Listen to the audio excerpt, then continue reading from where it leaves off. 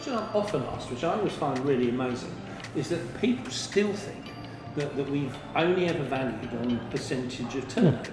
It's amazing, isn't it? It's crazy, isn't it? Because as we know, in reality, we've never done that. We've never done that. Yet everybody assumes that that's the case. I think it harks back to, historically, it's always been quoted and represented as a percentage of turnover. So the assumption is that's how you value it.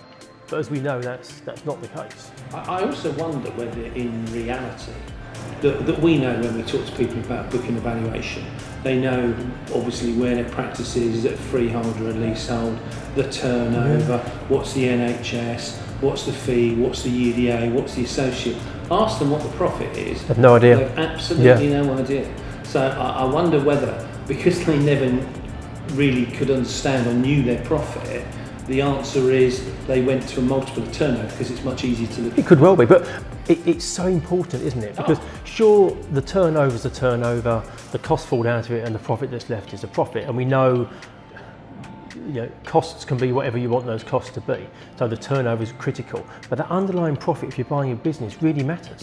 And if that profit isn't there to support the running costs, the inevitable bank loan if someone's buying it, and the income that the owner is going to need to take out for their personal lifestyle, it doesn't work. Well, do you remember that case that we had? That guy had effectively his rent had gone up by £25,000.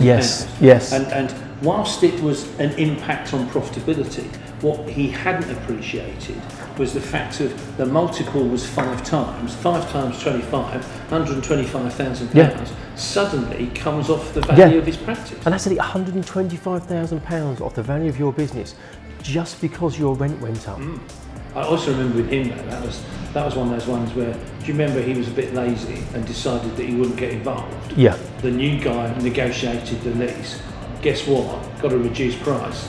But with hindsight, when we said to him, you should really negotiate because you've got the relationship, he then said, I should have negotiated it. Yeah, you should have done. Absolutely. But those are the things that impact heavily on value that I don't think necessarily people understand on a day-to-day basis when they're running their business. But those are, they're just a couple of the things that we consider when valuing a business. Well, it's the same as reduction in gross, isn't it? When they take the foot off the pedal, the profit drops, causes problems when it comes to a bank valuation and you're right, I don't think necessarily it's that obvious that a £10,000 reduction in profit could be a 30, 40, 50, £60,000 reduction in value.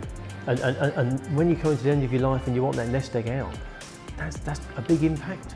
Definitely.